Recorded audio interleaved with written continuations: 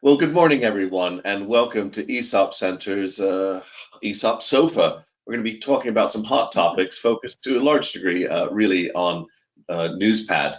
We've had two editions of newspad since our last sofa. Now, many of you will know me. I'm Michael Mainelli. I'm one of the directors of Yen, and it really is a privilege to be able to run such an interesting series of webinars for the Esop Centre. But we can only do that because both the Financial Services Club and the Esop Centre are so kind and generous with their time and allowing us to wander widely and freely across subjects of interest to all of us. Now, today's format really revolves around a group of people discussing current affairs in the employee share ownership world. And my job is really to get out of the way as quickly as I can. And then Darren Smith will be taking over, and Darren is really the proper chairman of today. And he's going to be marshalling the thoughts, opinions, expertise, and wisdom of William Franklin, Amanda Flint, and Peter Smith. So we should have quite a bit of fun. A few pointers. Firstly, it's meant to be highly interactive, and so there will be a substantial Q&A section after our panelists get some of the things off their chest. Please do type in to the GoToWebinar question facility any questions, comments, or observations that you would like to make, and I will try and feed those into the conversation. The second thing is that there is posted a latest copy of Newspad in the chat room, so you can click on that and skim that and some of the detail behind those articles as we proceed with our conversation. We've got quite a few people online, over 30, so please do feed those conversation comments in early because we will be ending fairly promptly. Now, Darren is coming from YBS Share Plans. We have, of course, William from Pett Franklin, a regular, I think, on the Esop series, Amanda Flint from Mercer, and Peter Smith, also from YBS Share Plans. All of their biographies are on the website and the link contained, so no insult to them, but we want to get into the meat of the matter. Now, it's a really interesting month in Newspad, and when you go and read it, it's absolutely packed with some news. We were a little surprised at how much news came in the last two editions. Most importantly, I might point out that we made a submission from the Esop Centre yesterday to the Chancellor of the Exchequer regarding one of the first items that we're going to be chatting about, which is the Office of Tax Simplification's potential suggestions on capital gain tax review. So we'll be having a good look at that. The Esop Centre does lobby, but normally we're a quiet and infrequent lobbyist, and this one actually got us up to do some action. So I think our panelists will have some strong views on that. But our panelists also have strong views on a sense of humor. And William asked us to share with you the people he'd rather have on the sofa with him. No offense, Peter, Amanda, and Darren, but these are the ones that he would like to have on the sofa next to him. But fortunately, during lockdown, you can be on a sofa together and be apart. And somewhere around William's ankles, he's getting gnawed if he goes on too long on some subject. Well, with no further ado, I'd like to hand over to Darren. Darren, the floor is yours for you and the team. Thank you. Brilliant. Thank you very much, and good morning, everyone. I'm delighted to be asked to host this quarterly event now, where we're looking back on the newspad. Thank you very much to my guests. A wonderful sofa I have today, and I think the dogs nearly got the nod over me, but I think I just made it, so you will have to listen to me. I know I've got a face for radio, so sorry that my camera is on this time. All I ask of all the audience is please get your questions ready. It's much better when you guys ask questions. I've got a few set questions that I will ask, a bit like an interview, this, isn't it?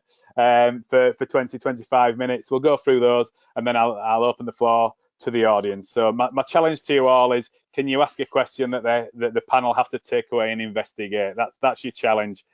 So let's really give them some tough questions. So sorry, Amanda, William, and Peter there. So first up then, Michael mentioned it there, the big thing in the most recent newspads were all about the OTS recommendations and the CGT review. For those who don't know anything about it, or it's new to them, Amanda, could you just give us an overview of what it's all about, please? Yeah, certainly. Whenever I hear the words tax simplification, I think, does that mean our tax rates are going up? And effectively, I think we see the simplification suggestions very much resulting in bigger tax bills for some of our quite unfortunate participants in share plans. I think there's two particular areas that are of concern. One is that they want to equate the capital gains tax rate to income tax rates, which means for many participants who do well in their stock plans, they're suddenly going to find themselves paying more tax than they would have done under the present rules. And one of the reasons for that is that they're also planning to take away or reduce very significantly the annual exemption, which is currently just over £12,000, and they're talking about reducing that to 2,000 to 4,000. What that will mean is that many of the share plan participants who do some very modest tax planning by transferring some shares to their spouse or civil partner, and thereby their gains become completely exempt from tax, will find themselves with a tax bill which they didn't have before. So I think that's pretty unfortunate that it's prejudicing the lower paid employees who would have participated in plans without any tax. So a bit of a shame, I feel. Definitely. And can I just congratulate you on getting 135 pages down to a minute and a half then? That was absolutely brilliant. So thank you for that. It makes all perfect sense to me now. William, I read in Newspad that you were quite passionate on this one, and you were dead against it. What are your thoughts? Do you want to let everyone know? Yeah, I'm not sure dead against it is quite right. I mean, I did wonder after reading it whether the Office of Tax Simplification should be renamed the Office of Tax Complication, because I think they've certainly gone, way beyond their traditional remit. I mean, a few years ago, they did actually look at the whole employee share scheme regime and came out with some changes, but left it basically intact on the grounds that it was working. I mean, that doesn't seem to be the message coming through from this report. I mean, everything to do with capital gains tax, or nearly everything, seemed to have got on the table as being, well, let's see what could be done. And I think that's been the remit rather than simplification. And in the process, I think I and other people are concerned that premature changes might be made to the entire regime in a hurry, which everyone, the government included, could live to regret. So I think my principal anxiety when I first read the OTS report was to flag to people just how significant it could be, because actually the consultation process had involved a lot of parties, but the share scheme industry in particular didn't seem to have had a very big role to play, or didn't seem to have contributed very much to the sort of what appeared to be sort of settled thought processes that emerged out of the report. So I think it was that concern that I was sort of keen to flag, really. Yeah, and then in terms of, it's obviously a recommendation at this stage. How likely do you think it is to happen? Is one more likely than the other, or what are your thoughts on that? Well, I mean, this is speculation, but you look at the wider context, and you can't ignore COVID, and you can't ignore Boris Johnson saying that he borrowed votes from Labour at the last general election to win the last general election. And what does that last point lead you to? Well, that leads you to having to borrow policies from Labour, and one of them could well be equalisation of income tax and capital gains tax rates, which would be a fundamental structural change to the tax regime, and would have massive repercussions for the share scheme industry across the board. But if you follow the logic of having borrowed voters and having to repay them, notwithstanding the fact that the amounts of tax that might be generated might be relatively modest from such a change, you could see how a political imperative could lead you down that path. Definitely. And Amanda, what are your views on that? Well, of course, we've been here before, haven't we, when we've equated income tax and capital gains tax rates. And my recollection was that really put a damper on the whole share plan industry, and people started to lose a certain amount of interest, because one of the little frisons of participating in a share plan is that for your everyday employee, there's a little bit of tax benefit for them, which actually translates into pounds in their pocket. So I think this is a bit of a panic move. I think we're going to see a lot of it, because somehow we've got to pay for COVID. But I think I think we ought to be targeting that in a more sophisticated way. Definitely. And then from an administration point of view, Peter, how many people could this affect? Well, yeah, I mean, just like to say thanks to Amanda and William for positioning it so well there, and we share those concerns, which is why we've been working with Esop Centre on the response to this. And just picking up on William's point about the engagement with the share plans industry, I think 5 out of the 11 recommendations or proposals from that report pretty much directly target employee share plans. So it is disappointing that there wasn't more consultation with the industry. So to kind of really to what extent we should be concerned about this, I took some data which was based on share save exercises in the 2019-20 tax year, so the last full tax year we've got, and pretty much done just before COVID hit, so before that skews the data. And looking at the gains, we found there that with the £12,000 allowance, just 2% of the participants who exercised had to report or pay tax through self-assessment. So for 98% of people, it's nice and simple. Had the allowance been 4,000 instead of 12,000, that 2% jumps almost tenfold to 19%. And had the allowance been as low as 2,000, which the report does suggest in its range of sort of true de minimis values, that would actually double again up to 40% of employees having to actually report and potentially pay tax through self-assessment. So a burden for them there. And just touching on the point about how much tax it would realise, the average additional tax per share plan participant would be about £340 at the current rates. Obviously, that would go up if they change the rates, but fundamentally, we're talking about, as Amanda said, real pounds and pence for sort of working people, not really enough to make a dent in the COVID bill for the government. Brilliant. I mean, really interesting figures there, Peter. That's before we even throw in the pandemic, because those figures are before. What future problems could this cause, do you think? Well, I think there's a good news story in as much as we've seen that with share prices coming down for some employers due to the impact, the option prices have become more attractive, and employees have had in some sectors have had more disposable income because of saved commuting costs and so on. So we have seen an uplift in terms of participation rates and average savings, but obviously that then plays out into implications down the line in a few years' time if we're then moving into a different CGT regime. Brilliant. And then finally on that, Peter, what are our clients saying about the recommendations?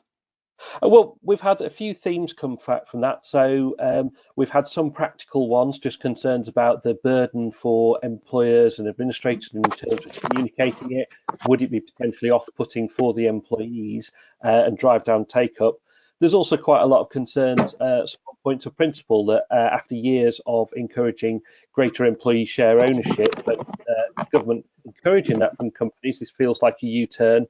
A good point about will it distort participation, in that the perceived complexity or actual complexity of the self-assessment is probably more likely to hit your sort of ordinary workforce, and the more senior managers are going to be more comfortable doing that, which goes against the sort of fundamental principles of all employee. And we do know that share save participants, obviously there's a lot of retail shop floor workers, factory floor workers, kind of people that have been key workers keeping us going through the pandemic. And I'm just looking down here, I've got a quote that really summed it up from me from one of the employers we work with, who having sort of put that context piece said, but I find it quite sad that the ordinary employee has to help pick up the tab for COVID. And I think that cuts to the heart of it really for us. Yeah. Definitely. I not only sound like Keith Lemon, I felt like our Keith Lemon going through the keyhole on your house then, William, as your camera went around. Trying to keep those dogs at bay. They're trying to take my job again, aren't they? So in terms of those things, that'll be the first time Amanda and William have heard those. I saw you nodding along there, Amanda. Is there anything quite shocking for you with those figures? I find it deeply ironic that if the Tories are adopting some of the Labour policies, that seems to be the window dressing, but some of the costs will be borne by those people who, as Peter said, have done so much for us during the pandemic. Yeah, I mean, Office of Tax Complication. I mean, that's what the consequences of these changes would actually mean. I mean, you know, a 40% having to do report on self-assessment tax returns. For tax amounts of a few £100.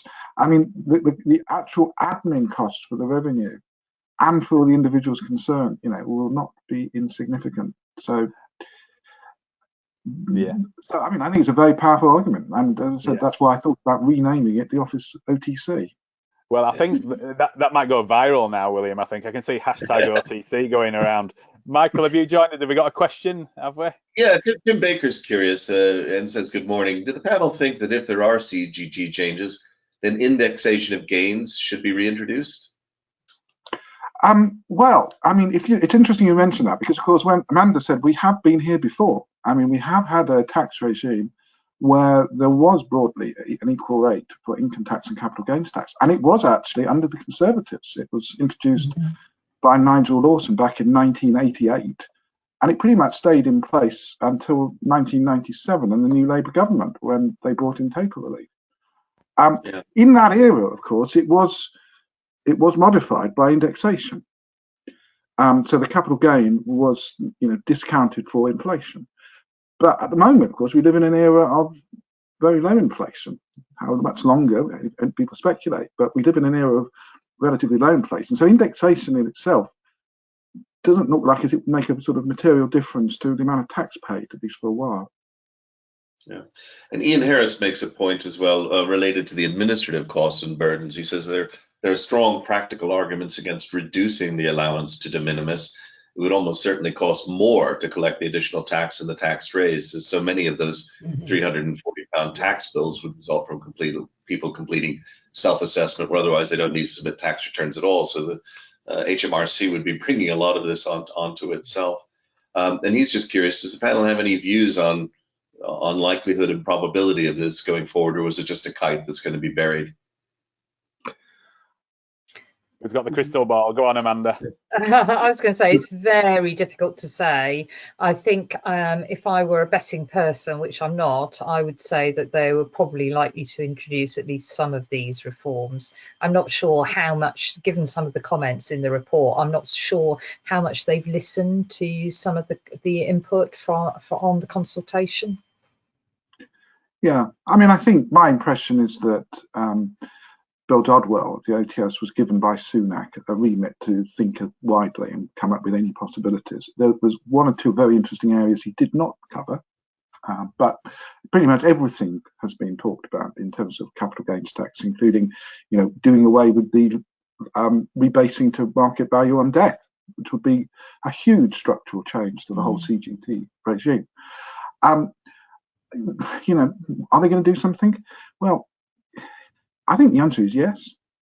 Will they do it by the 3rd of March? No, probably not, because there's just so much else going on. But remember, there's a second budget later this year. The 3rd of March one is simply last November's postponed. So, I think we're looking at quite fundamental structural changes to the UK tax system, which are going to have huge ramifications for share schemes. Yeah, I think picking up on William's point as well about the sort of political perceptions around this, and one of the things we're trying to challenge in the context of employee share plans is that point that whilst clearly a penny on income tax would raise vastly more, when you look in the report at the relative scales of the different taxes, obviously that would hit pretty much all, well, not all voters, but a huge swathe of the population. I think CGT is a lot easier to paint as a tax on the wealthy, and that's where we're really pushing back and saying, no, in the context of employee share plans, this is providing an important financial resilience and safety net for a lot of frontline workers who don't have any other kind of safety net. So they're exactly those borrowers that Boris borrowed. Yeah, I think that's a great point, Peter, because we know from our research that 1 in 3 people who join ShareSave, for example, don't have any other form of saving, which is terrifying. So if there is a financial shock, they can't cover it. So I definitely think everything that you've all said there is absolutely spot on. One other thing I'm hearing a lot about recently is employee ownership trusts. And I was going to say, William, does it affect EOT relief? It doesn't appear to. I mean, as I said, there were 2 areas of CGT which did not get a mention in the report.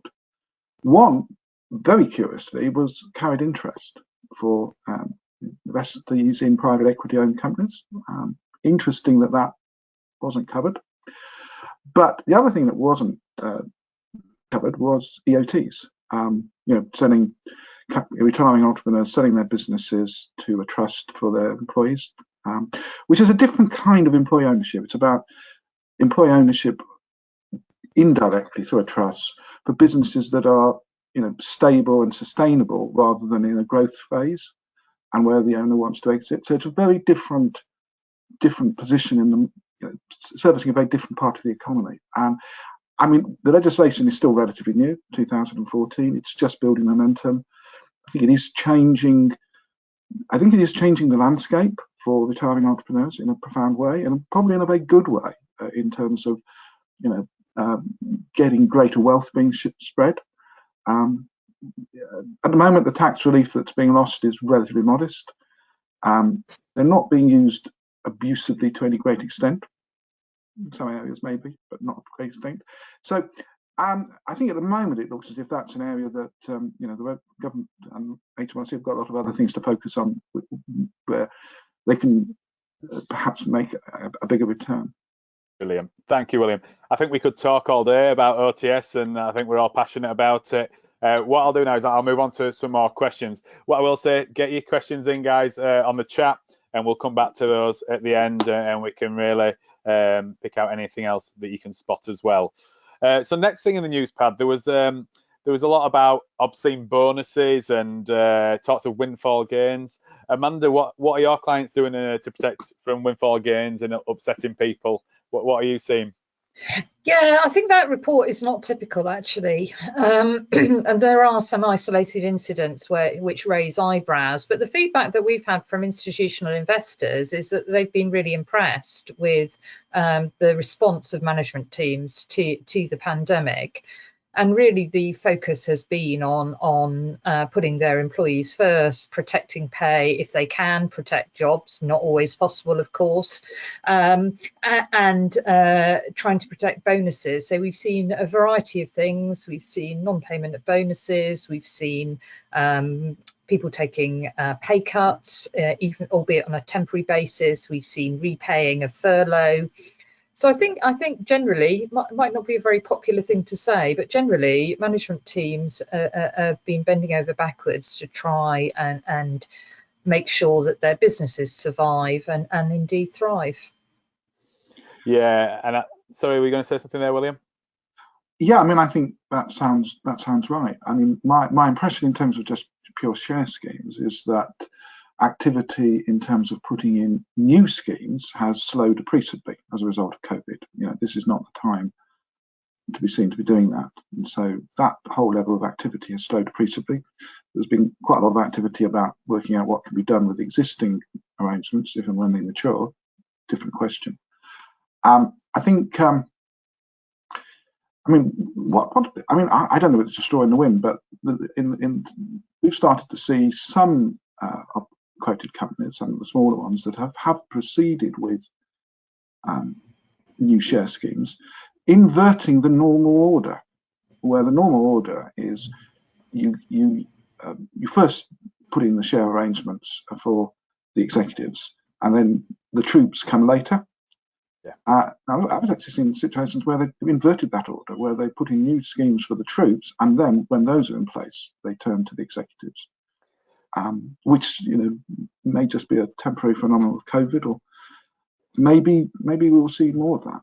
We're definitely seeing that. We're seeing a lot more inclusivity. So we are seeing free share awards given out to employees for all this tough time. We're also seeing real inclusivity on global plans, where in the past, global share save seems to be coming back in fashion. In the past, you wouldn't offer global share save to countries that had less than 100 employees. Now we're seeing them where they have less than 10 employees, and it really is that, do you know what, it's tough times and we want everyone to feel part of the family. We're going to include them all, and give them something to be happy about. Are you seeing that as well, Amanda? Yeah, I was going to say we've seen a lot more international plans being kind of discussed and planned.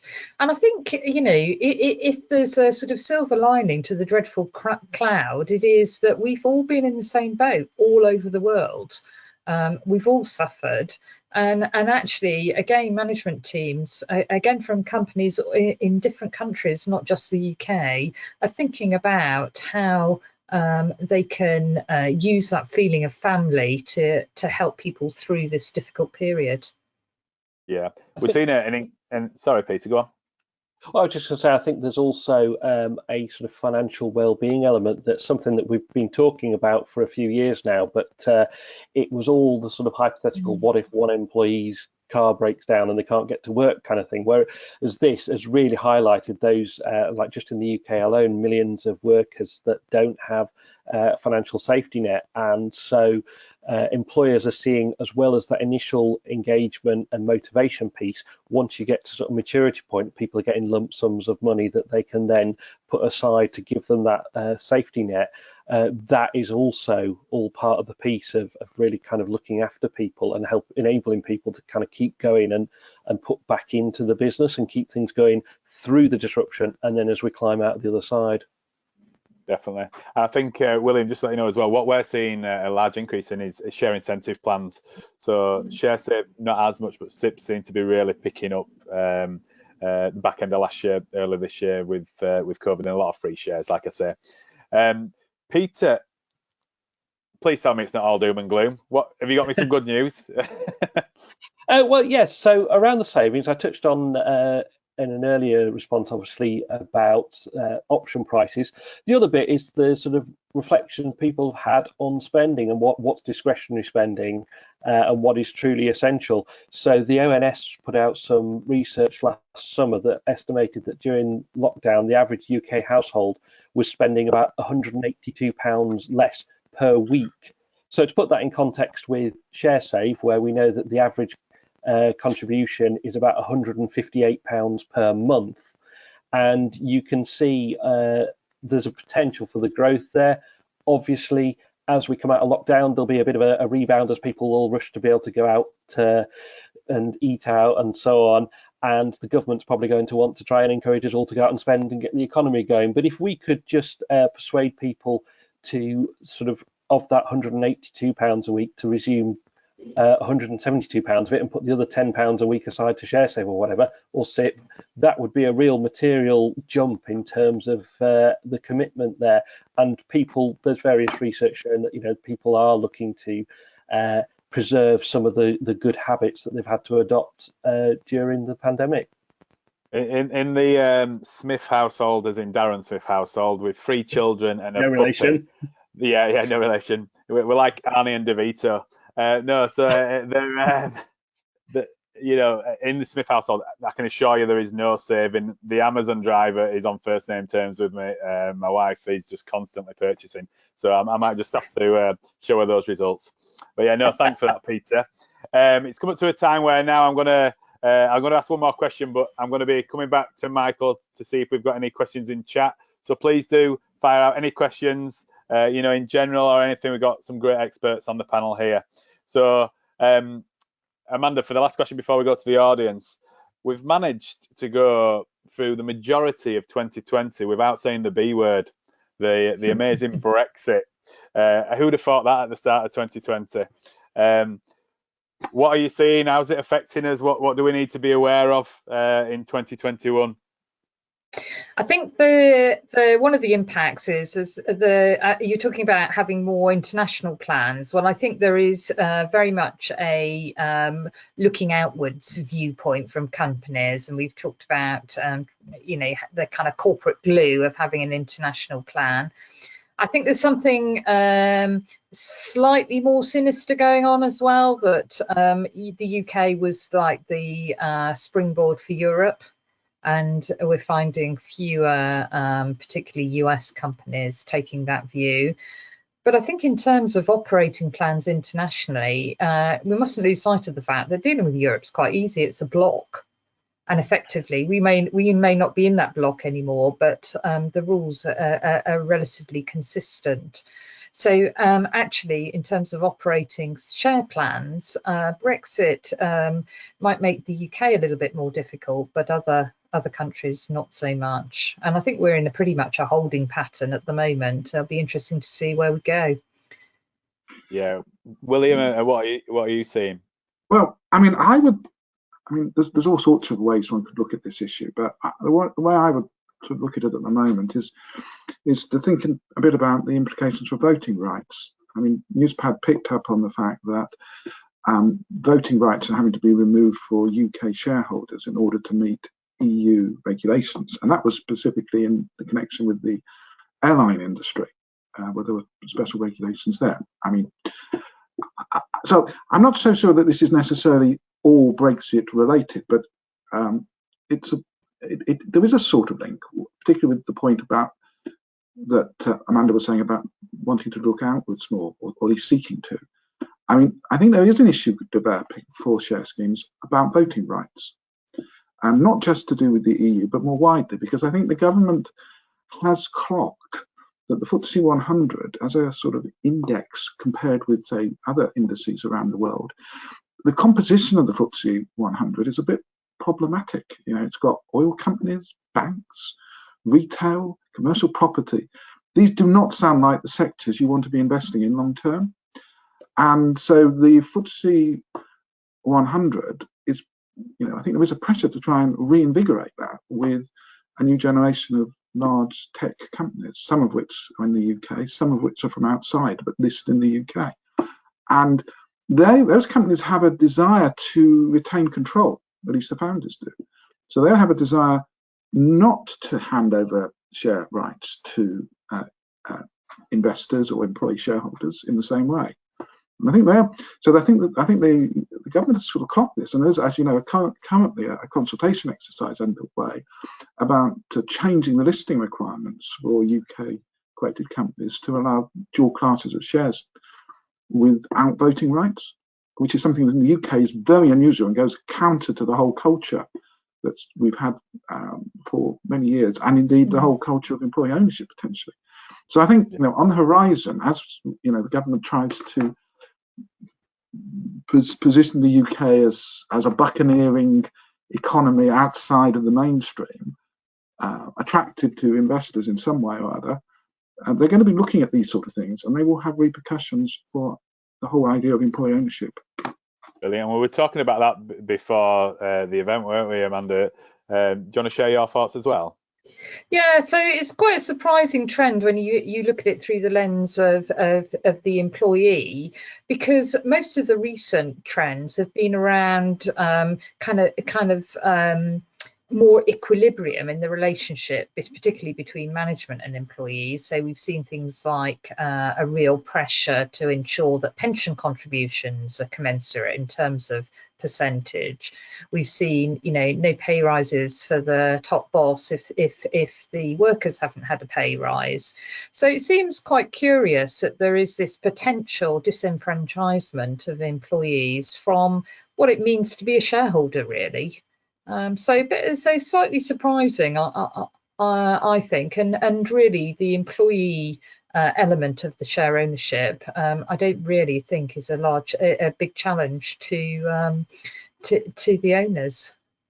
Brilliant. It doesn't really challenge control, so you wonder what it's aimed at, really. Definitely. So we've got 10 minutes left. I'll keep going. We've had a few emailed questions through as well, so while there's not any on chat, I'll keep going at those. Oh, Michael, go on. Yes, indeed. Well, we've got quite a few questions to the audience. A few, if I might pick up. Jane in West London would like to do a kind of a snap poll of you, if you wouldn't mind. Do panelists anticipate retrospective changes to these tax relief rules for employee share schemes, or simply changes that will apply to new schemes? Oh, well, I'm not sure a snap poll would do that, because I think it's a complicated question. I mean, if you change the rates, it will apply to a transaction that takes place after those rates. So that's not retrospective legislation. I mean, it will completely upend the assumptions on which people receive rewards, but that isn't. You don't need retrospective legislation to do that. I'd have said exactly the same, William, honestly. No, perfect. Good. Michael, have you got any others? Yeah, got a couple more. Ian Harris, again, is curious on startups and entrepreneurial companies. I'd have thought that the government would be more keen on encouraging people to start and join such companies than in trying to discourage them by withdrawing entrepreneurs' relief on capital gains. So his question to the panel is, if the panel has to throw out one relief out of the balloon, as he says, would they prefer to lose entrepreneurs' relief, enterprise management incentives, or the CGT annual allowance? Big question. Amanda, have you got any thoughts on that one? I think the biggest driver is stimulating the economy. So I think entrepreneurs relief, I would support that. And I think it's a toss up between whether you support smaller enterprises, in which case you're behind EMI, which I have to say is one of the most widely adopted stock plans, or whether you want to protect individuals, in which case you go for the you would go for the annual allowance. I think if I was forced to, and it would be Sophie's choice, I would probably throw out the EMI. I'm going to say, as a Bradford City fan, that question felt like, do you want Leeds United to win the Premier League or Bradford City to get relegated? So it's a tough one. Go on, William. Sorry. Well, it sounded to me like one of those awful psychometric tests where you're asked to choose between three entirely unattractive alternatives that you would never want to do any of them, but you're forced to make a choice. So with that in mind, I mean, I think actually entrepreneurs relief, if we mean that, I think that's going. I mean, it's already been renamed, hasn't it? Subtly, they changed it from entrepreneurs relief to business asset disposal relief, and bad that relief. is actually bad relief. Now that's no accident, and you know the benefits of it have already been greatly reduced. So it isn't a big step to say that just going completely. And actually, I'd be now quite surprised if entrepreneurs relief isn't just one of the casualties of the changes.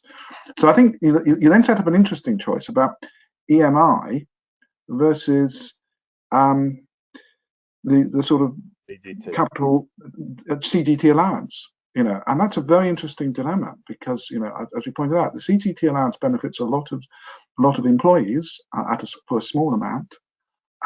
Where SAY is helps to spread wealth, while tax relief for options for growth companies is focused at trying to achieve growth in the startup and development sector. So it may come down actually to this choice, because if tax reliefs are going to be curbed, Chancellor is probably going to have to make a choice between one of those. And which way would you go? I mean, I think in terms of complexity, getting rid of it's going to have dire consequences. If getting rid of the nil rate ban, dire consequences, as you said. In terms of the economy and growth, losing EMI or the equivalent of it probably is more serious. So Peter, it's all on you. It's all on you. What are we going to do? Well, like the others, I'd probably not want to get rid of anybody forced to. I think the entrepreneurs relief, I think for those points about importance of EMI for growth of companies and the allowance for everyone's sake of not dragging a huge swathe of people who are making modest gains in there. Plus, as William says, potentially the writing's on the wall anyway with the entrepreneurs relief. But I'm a share plans person, so potentially I'm biased towards protecting the share plans. Yeah, let's hope they don't just snip that video of you saying you want to get rid of entrepreneurial relief.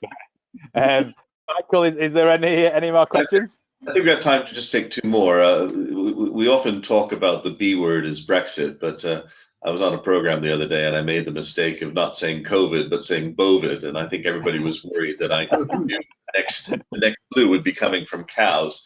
But we can't avoid COVID, and Alexander Walsh would really appreciate the panel's views on what you think of remote, mobile, and decentralized working, and will this affect the future of share plans? Great question. I hope he's in the same outfit I saw him last time. He was in a wonderful fancy dress outfit last time I saw Alexander. So William, would you like to go for that one? Well, that's a very interesting question. I mean, I'd just like to slightly reshape it, which is if we talk about working from home and mobile, is that actually a stage on the way for people to be treated more like self-employed than employees? If you don't have the glue of an office where you all come together, are you going to be moved more in the direction of self-employment? And that's where there is a huge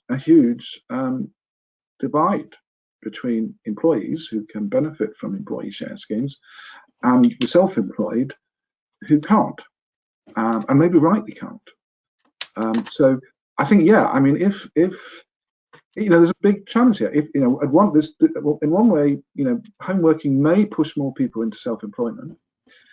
Against that, you've got the changes coming through on IR35, which are going to be putting in the other direction to pull more people who are currently self-employed into the employee net.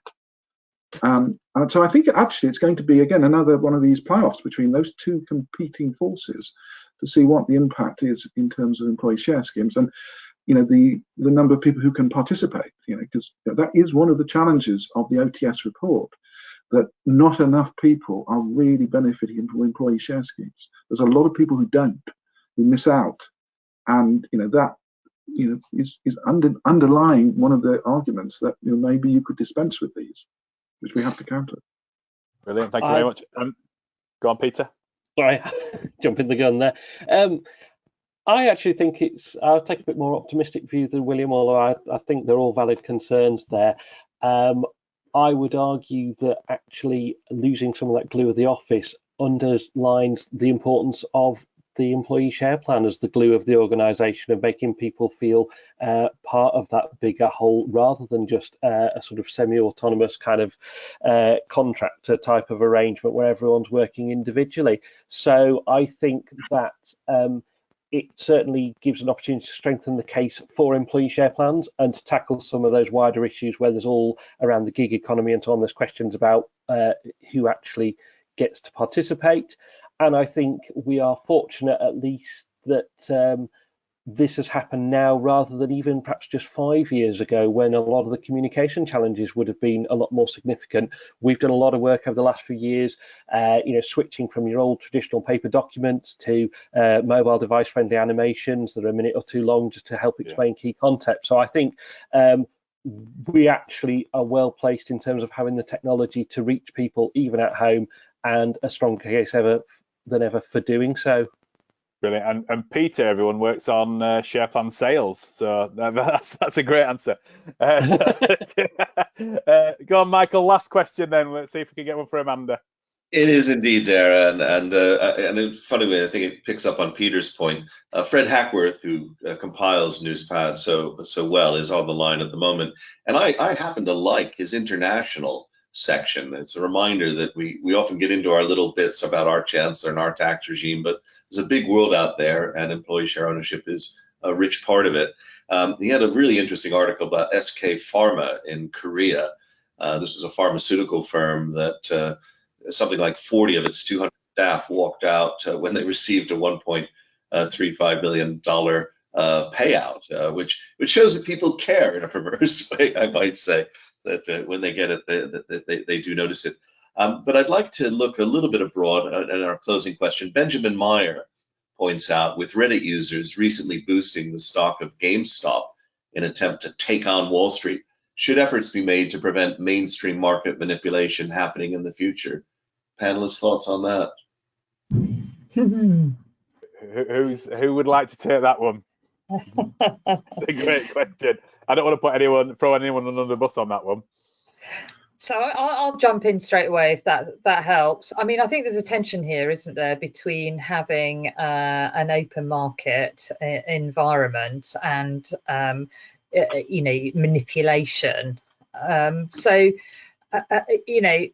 I noticed we had the erstwhile Wolf of Wall Street commenting on this over the weekend in the newspapers. So if Jordan Belfort thinks it's a bad thing, then I think it's probably unhelpful. I think on some of the recent activity, though, there is a certain amount of naivety of people getting involved with buying some of this stock, and they need to understand that you know, they could be throwing their money out the door. You know, they could lose everything.